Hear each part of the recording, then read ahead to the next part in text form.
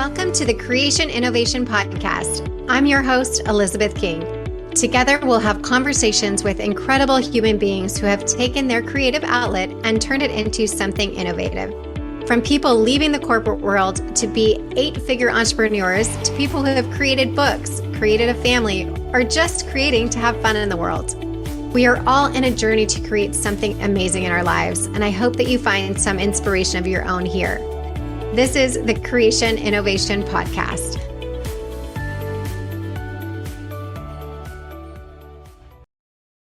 Hey everyone, welcome back to Creation Innovation. Today we have Dr. Aumatma. She is a double board certified naturopathic doctor and endocrinologist and practiced for close to 15 years. She specializes in fertility and is the best-selling author of 2 books, Fertility Secrets, What Your Doctor Didn't Tell You About Baby Making, and Infertility Struggles, Secrets and Successes. Dr. Aumatma was awarded the Best Naturopathic Medicine Doctor Award locally in 2015 and 2020 and recognized as a top woman in medicine doctor in 2020 and 2021. Dr. Aumatma is also the creator of Fertile Foundation Supplements, a line of research-driven nutrients to support your fertility journey, and she is the host of Egg Meets Sperm podcast. In addition to supporting couples through individualized care in person and in long distance, she also trains practitioners who want to specialize in fertility. She has been featured as a holistic fertility expert on ABC, Fox, CBS, KTLA, MindBodyGreen, The Bump, etc., along with being interviewed for countless podcasts on topics of fertility, pregnancy, and postpartum health. So welcome, Dr. Aumatma. Thank you so much for being here. Thanks so much for having me, Elizabeth. Oh gosh. First of all, congratulations on all of those amazing awards and accolades. That's incredible. I think it's so funny to sit and listen to your own bio because I'm like, oh yeah, that did happen. Yeah, you're like, It yeah, I feels kind of am a so badass. far away. Yeah. It's fun to hear all of that good stuff. So today I feel like we're going to just jump into all of the things. But first, for anybody who might be a little bit confused, what is a naturopathic doctor? Because I think as people are going into fertility as well, there's so many different, acronyms and things to be figuring out. So what is a naturopathic doctor for those that are listening that may not know?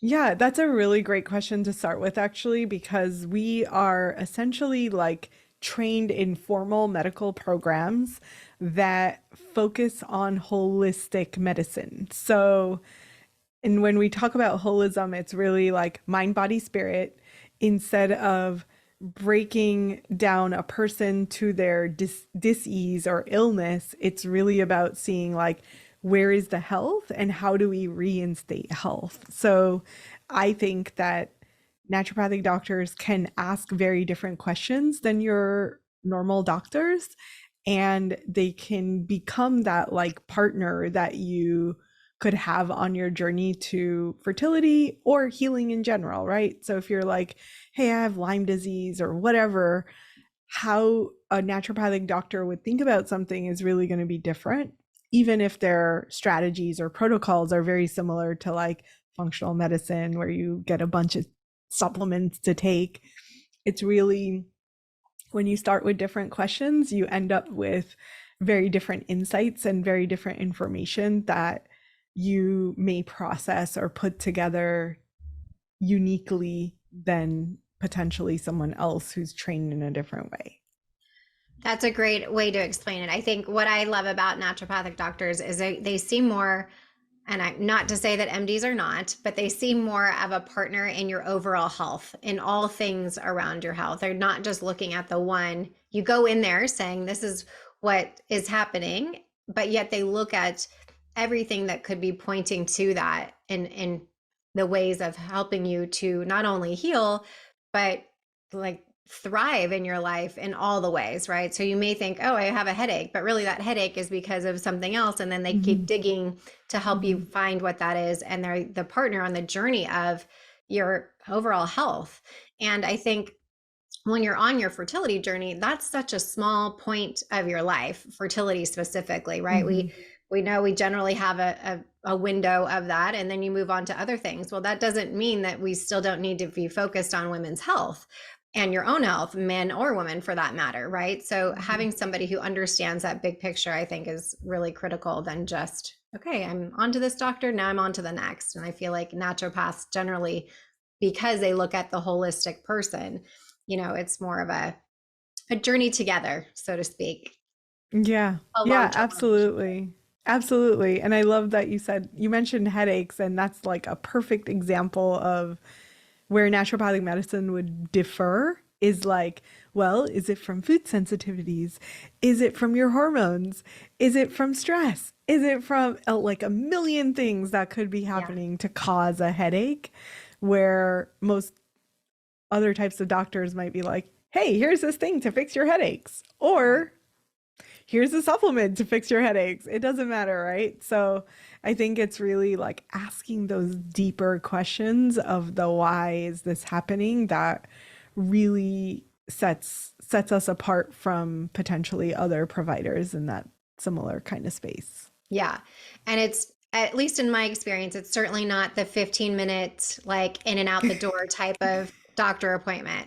So if you do go see a naturopath, be prepared because they do get deeper into all of those Yeah. questions, which Yep. has always blown my mind of like, how can I see a doctor and they're in and out in like 5 or 10 minutes? Like, but that's a whole nother podcast conversation. Yes. Um, so focusing on fertility today, can you tell us, we're just going to go through this list Yeah. of some top things for people who may be starting to go down this path, starting with tracking your basal body temperature. What is that? Why is it so important for those that are listening? Because some of you may have already done it. Some of you may think, I need to be doing this. I think I read about it on Google or something. So if you can tell our listeners what that's all about. Yeah, absolutely. So, basal body temperature tracking is essentially taking your temperature first thing in the morning. It's optimal to take it within the first like minute of waking up. Don't get distracted on your phone, right? I tried this out for a month and I could barely take my temperature for 4 days because I kept forgetting. I wake up, look at my phone, and boom, like all things go Yeah. haywire. So you got to do it like as soon as your eyes open. Don't go to the bathroom, don't brush your teeth. And then really it creates a map of your temperatures throughout the course of a month. And the biggest like use case, quote unquote, is when you see that like bump in temperature, it's a rise that's above half a degree, that's confirming ovulation. So it's not predicting it, it's the confirmation that ovulation has happened. And assuming that your temperature stays high the whole luteal phase or post ovulation time, it confirms like, hey, you have enough progesterone being produced because progesterone is a heating hormone. So it raises your core body temperature, and that temperature should stay high through the entire luteal phase. Most practitioners stop there. That's the core of what BBT is for. Like, hey, we confirmed ovulation. See you later. Right. In our practice, we actually prefer to have consistent BBT tracking to understand what's happening under the surface with hormones. So we've noticed that through lots of like pattern tracking that we can predict or tell when FSH is going out of whack, when estrogen is going out of whack, when progesterone is out of whack, and the deeper thing of thyroid, gut health, adrenal health, which all show in BBTs. So, BBT tracking for us is really kind of core to what we do because it gives us so much information about day to day progress rather than like, oh, we only know what's happening when we test your hormones at a particular date in time. And it's really just a snapshot. It's not that like full month view of what's going on. Right. And it is actually sort of cool when you get to see month after month of how your body fluctuates and what's happening and helps you to understand what to look out for your own body symptoms as well, right? Like maybe you're having night flashes, during this time and you can see, oh, that was consistent to last month around that time. Or my cervical mucus is different during this time and that time. And it helps you to understand the whole process of your cycle and your body of how that's meant to be working. Do you do this with patients that are not trying to conceive as well? People that are post babies to figure out hormone regulation and everything? Or is it primarily just people that are in that period of trying to conceive? Yeah, I think for us, like 99% of our practice is all fertility. Right. So that we do suggest continuing BBT tracking at least through the first trimester. We've realized that we will actually see a shift in temperature about 3 days before a hormone shift is noticeable on lab tests.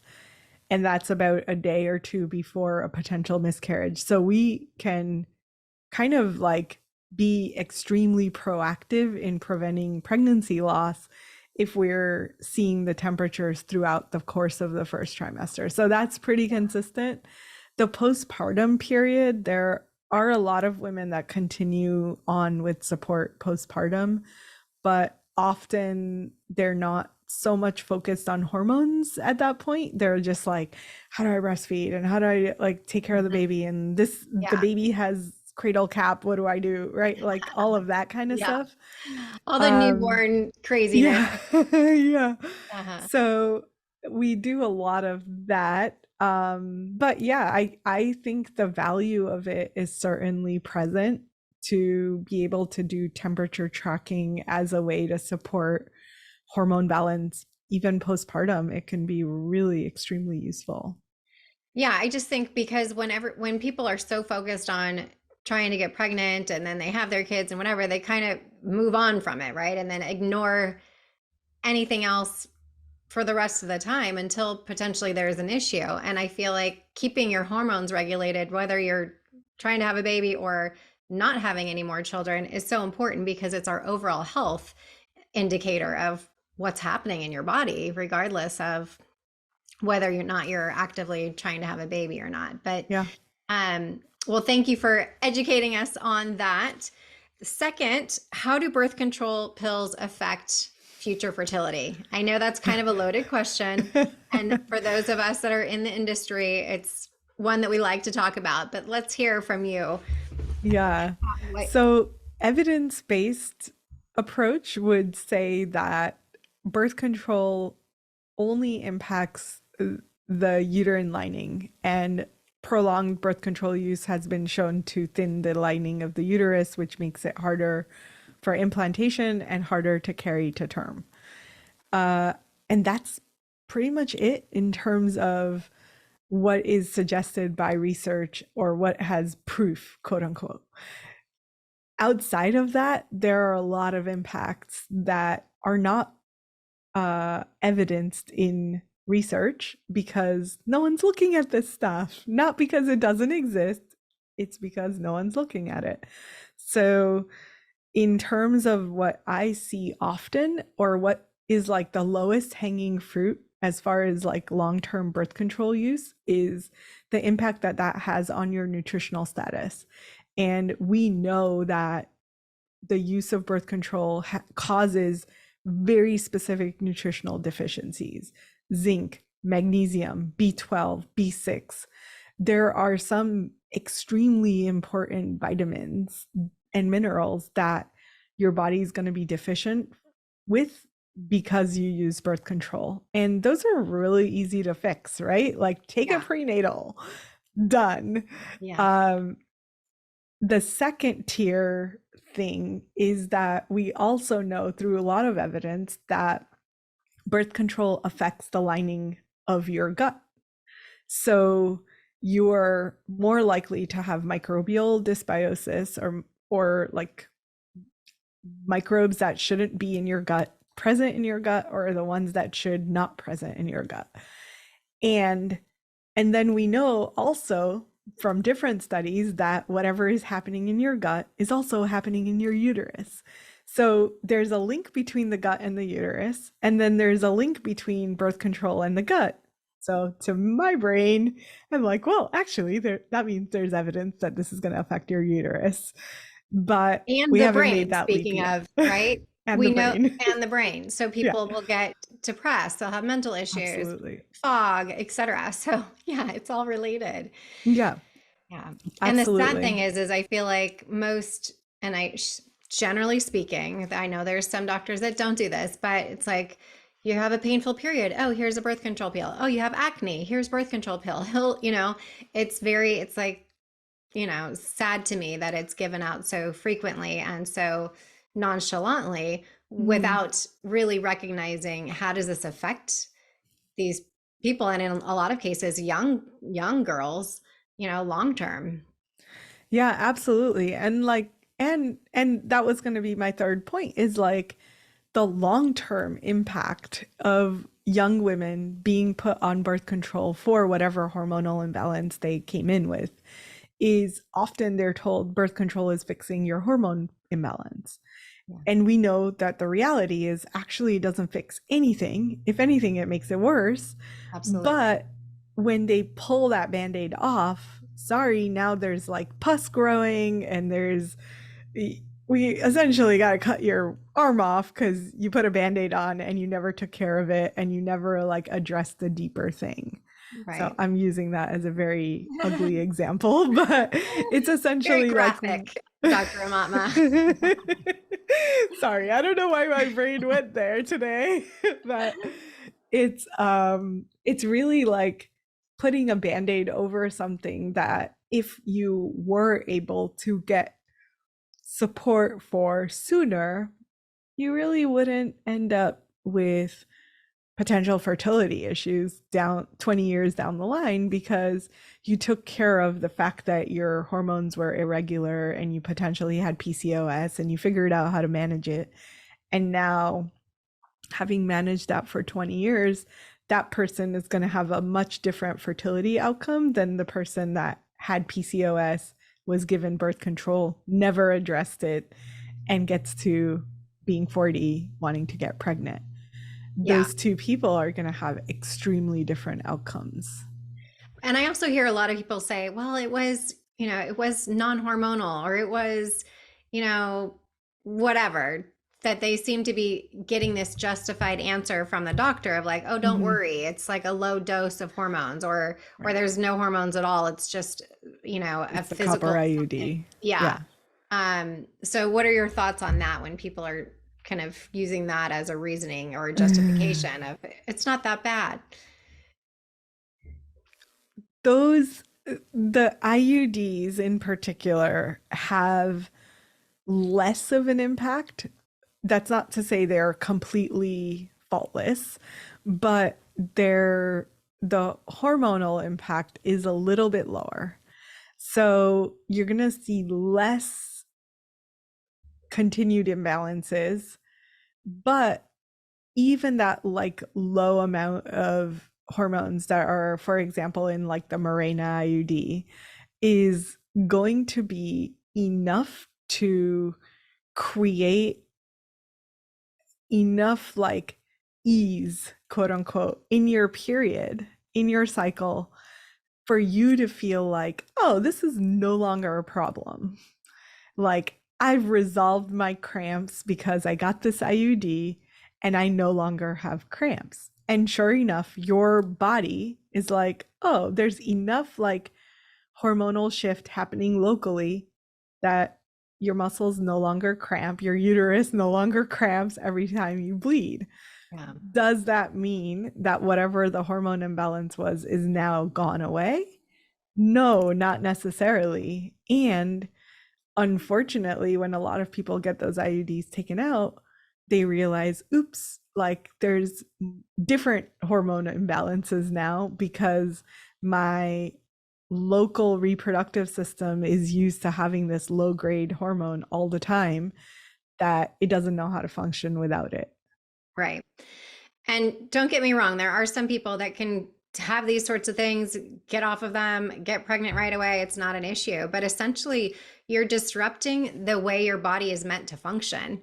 And then people take them out or stop taking the pill and then expect to get pregnant within a few months to be like, why isn't it happening? Well, because Yeah. it's not been functioning the way that your system is meant to be functioning. Right. So Yeah. that alone is like very confusing, I think, for the reproductive system. And so if you just take that as a very high level of why would you do that to your body and then expect it in return to be like, okay, no problem. Like we'll get right on that and get you pregnant, no problem, after we've been on the pill or something for, 15 plus years. Yeah. So I think it's definitely, if somebody's considering it or being told to go on something, recognize that the reason you're having cramps or the reason that your cycle is off is because there's an underlying issue. And if you're going on that, like Dr. Aumatma said, that's just a band-aid. You're not solving the problem, and you really want to get to the root of that before you do get to a point of wanting to try to conceive, because it'll just be worse down the line, most likely. So, well, thanks for that input. Now, what are your best tips for optimizing fertility? So, gosh, so many. Let's start with the foundation stuff. So, eat eat real food. Try not to eliminate like entire food groups while you're on this journey. And obviously like lower the inflammation that might be happening through food. So, the most inflammatory foods are things like gluten and corn and dairy and potentially soy, questionable, but yeah, like we put it in there. Um, and those are really good starting points to actually take out, give your body like a few weeks to see, is there a noticeable change from me taking away these foods? Wait for an entire cycle so you can see like, oh, I had lower cramps when I didn't eat all that sugar this month. Then you know that taking away this food actually made a difference in some way to your body, right? Yeah. So getting that feedback and being able to say, when I do this thing, I can correlate it to this outcome in my cycle. And like our cycle is such a great feedback system. It's almost instant, right? Like if I Yes. eat too much sugar in a month, I guarantee that I have worse PMS and worse cramps every single time. And it has often dawned on me when I have like horrid cycles, like, dang, what did I do this month? And almost always I can correlate it to something that, like, oh, I took on way too much, stretched myself so thin, didn't actually do all of my self-care practices.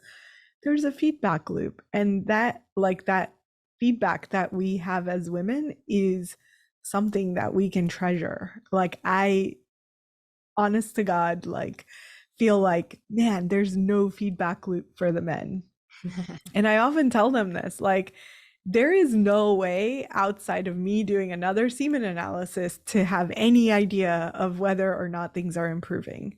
And that sucks. I'm sorry that you have to keep giving sperm samples to understand if there's Yeah. any change. Right. But unfortunately, like, that's all I've got. Yeah. Yeah. Whereas with women, I'm like, I don't need to keep redoing your hormones. We have the feedback systems being like, Right. nope, what you did had no impact, or what you did had a really good impact. Right. And I Uh, think just keeping a note of that, because most of us are just so busy in our day to day, we don't think about our cycles that way. But knowing that, okay, was I not sleeping this month? Was I stressed this month? Was I traveling this month? Was I eating too much sugar, not enough, whatever? That I it's actually really cool, like the BBT tracking, to see how that goes. And I'm such a data driven person, a black and white person. So to see all of those things on paper, to know like, oh, I did this and this happened, I did that and that happened, and whatever, I feel mhm. like really makes a lot of sense to me. So Yeah. that's food. I 100% agree with you there. Yes. What other tips for you? Awesome. So my second tip that I think is foundational is sleep and optimizing our sleep wake cycle. Yes. And I know that we talk about it a lot in the functional world, but I think for the average person, it should translate to, you not only are going to bed, quote unquote, on time, but that you get enough rest to where you wake up in the morning feeling rejuvenated and excited for your day. And that, to me, that's the ballpark, because I think there's a lot of people that are like, oh, but I get 8 hours of sleep. And then you ask them, like, how do you feel when you wake up? And they're like, oh my God, can I sleep for like 3 more hours and have a cup of coffee and then I'll talk to you? And I'm like, yeah, that's not telling me that you're actually getting good sleep. Yes, exactly. And I'm kind of laughing to myself because I feel like I have not been in that sleep realm in 6.5 years since I started having kids. But I'm hopeful that at some point I will get back to that. But I think that, that's the reality too for people that are having multiple children that Mm-hmm. are, I'm trying to get pregnant, but I have a newborn, or I have a not necessarily newborn, but a toddler or whatever. And that lack of sleep really does affect things. So Mm-hmm. doing whatever you can to, lean on family, partner, whoever to help you get some good, decent rest in that, as Dr. Aumatma is saying, it really does optimize your fertility. Mm-hmm. Yeah, I truly believe that that sleep-wake cycle is kind of the foundation for our monthly cycle. And it's for both men and women. And there's so much research happening right now around how melatonin is impactful for fertility. Yeah. Melatonin is one of these hormones that is essentially like rejuvenating to our reproductive system. Yes. And it's one thing to supplement melatonin, it's another thing to produce it internally. Yourself. Right. And this is the same. It's like, well, can I just supplement it? Can I just put it in a bottle? And sure, yeah, like on the surface, melatonin supplementation will help. But at the core of it, like we have to figure out how we can support your body to produce your own melatonin, because it's crucial that this vital restorative process is happening every single night. As I mean, within reason, right? Like if you have a toddler, I kind of get it. But wherever we can, we want to influence that outcome by biohacking your sleep and knowing that you have a solid foundation for all of your fertility hormones, man or woman, Yeah. to be founded on. Yeah. So yeah. So that's my second tip. And then the third is, I'm probably going to go to another like foundational thing that I see all too often, which is dehydration. And dehydration is questionable because a lot of people are like, oh, but I drink so many fluids. And to me, if you're dehydrated, and there are tests for this, like we're using this like pee on a urine strip to see like what your hydration level is, um, which is fun. But you also just know if you're dehydrated, right? Yeah. Like your body tells you. And the impact on fertility for men and women is the decrease of fluids. So the hydration in your body is how your body produces cervical fluid or seminal fluid. And if you don't have those things happening, then guess what? Your fertility is shot. Mhm. Because if you're a guy that is dehydrated and don't have seminal fluid, you can have all the sperm in the world, but you don't actually have the fluid to guide your sperm to get to the egg. You're not going to Yeah. get your woman pregnant. Not going to make it there. Not going to make it there. And then on the female side, like if you don't have cervical fluid, that's a signal that your body is kind of shut off reproduction. Right. So when you're turning those pathways back on and you're getting the amount of hydration and fluids into your body, guess what? All of a sudden your body makes cervical fluid and you're like, "Oh, I feel different." And like, "What's happening?" And then we talk and I'm usually like, "Yay, that's awesome." They're like, "No, but it's so like wet." And like, "It's supposed to be." That's good It's news. a Yes. good thing. Yeah. Yes. Yeah. So That also really, helps it guide it there. Yes. mhm. Yeah. Yeah. Yeah. Okay. So just like on the foundational level, if we did these three things regularly, then I truly believe that A, we can preserve our fertility for longer, and B, really massively get into a more fertile state. I'm not saying that everyone's going to get pregnant from doing these three things, but if you're doing these three things in a way that makes sense and works for your body and works in sync with your body, then you have set up at least the right foundation to take some supplements or do some testing and then figure out what's going on outside of those things. But those are going to be core to getting you pregnant. Amazing. So those are the optimization. What are the three misconceptions that people have around their fertility? Oh, well, I think the big one is we are going to be suddenly not fertile after 35. Yeah. And I think we've talked about this on offline. It's Mhm. like the myth or misconception that we are given so early in life, and then it's reiterated by media, by our doctors who are like, "Oh, you're 33, you're too old." And like it's getting to the point where it's a little bit ridiculous. Yeah. Like 33 is close enough to 35, so you're already infertile Right. because of your age. Yeah. And this came like I got so irate. This woman told me her story, 9 cycles of IVF, Wow. and she went through each cycle and like pulled all of the numbers, and she was like, this is how many eggs they harvested, this is what the outcome was, this is how many fertilized, this is how many made it to grade A, blastocyst day 5, like the whole breakdown. And we went through that whole process, and I was like, so what did the doctor have to say for you? And she's like, well, I'm 33, so he said it's basically my age, and that's why I can't get pregnant. And I'm like, okay, let's break this down. So I literally like, I'm like, they're getting from you. She's been going through this for 3 years.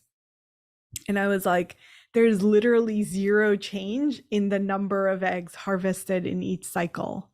Like they're always getting 20 something eggs, right? Wow. And Well, that's that actually a that in really of good itself number. is impressive. Good for Yeah, her. and that's awesome. Like Yeah. right off the bat, for someone like us that's looking at that, we're like, well, it doesn't sound like you're the problem. Yeah. And then you get to like what happened when they fertilized, and every single time it drops off to like one or two when the sperm is introduced. And the few that make it to fertilization don't make it to day 5. Hmm. So I literally was like, based on what I'm seeing, Yeah. I would actually venture to guess that your partner needs a DNA fragmentation test. Seems pretty obvious. Yeah, right. And like she was like, oh, "What's that?" And like I wanted to scream and cry and like punch this doctor that she's been working with at the same time, because I was like, I can't believe that there are doctors out there blaming this woman who is 33 by this point For the egg quality. for egg quality based on it's your age, when they have never once looked at the guy. And like we know, when you're fertilizing, like if the sperm are not good quality sperm, I don't care if there are millions of them, if they're not high quality, sorry, they're not going to go It's anywhere. not going to be a healthy Like embryo. Yeah. that's just part of human Yeah. reproduction. Right. So it's like so obvious, and also simultaneously like such a big misnomer that so many doctors like freak women out, and they keep telling them like, oh, it's your age, it's your age, it's your age. And like that's unfortunate, because it literally takes the control away, because what can you do about your age? Right. Like most of the time we don't know that we can reverse our age, and that there are things that we can be doing, but it's all starting with this like misconception that is so ingrained in our culture. So Right. yeah.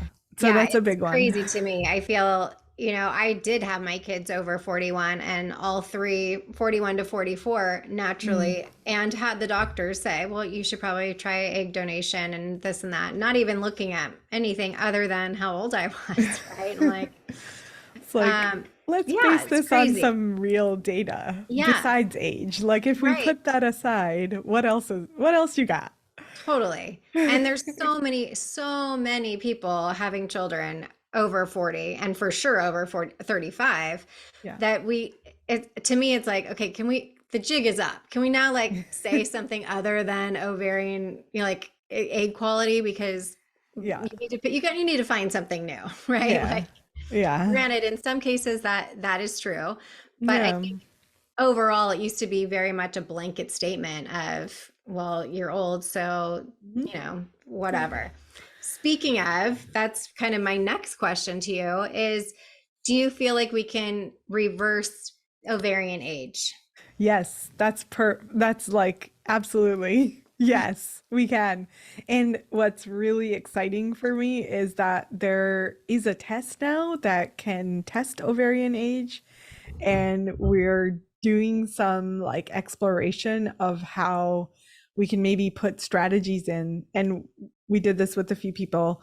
um they started out where their ovarian age clocked higher than their actual biological chronological age. Yes. So we were like, okay, so let's do some strategies, let's put some things together and then retest you and see if that changes your age. And sure enough, they come back and they're like years younger than they were. Yeah. And we can see these changes happen within 3 to 6 months.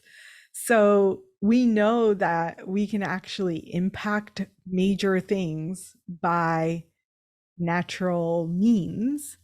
So yeah, it's super exciting Yeah. to be in this field right now because I feel like there's so much innovation and so much like attention being paid to fertility because it's becoming such a massive issue. Right. And it's so, I mean, I think for you, like I can tell for you that it's exciting. I get the same way. Like I geek out on it. Like it's so cool to me because Yeah. I think it's just this new opportunity and new narrative that is now coming up to play of it is possible. It is not necessarily just because of your, chronological age that it's going to be that and how and you can affect change, which amen to that, right? And of course we can, right? I think that's the biggest thing. Of course we can affect change. If we can affect change with all the other cells in our body and things that are happening, it's pretty magnificent. Yeah. So how can people find you, Dr. Aumatma, and work with you and get pregnant with you and all the things? The best place for us to connect would be Instagram, and I'm at Holistic Fertility Doctor. We're really active on there, so just reach out. We're happy to chat and see if we can support you. Awesome. And you also have a program for practitioners as well. Is that correct? Yes, yeah, and it's actually we launch once a year, so we only like take in a few doctors that we want to support, or a few coaches or whoever, to mentor and support and nurture to become amazing providers for fertility.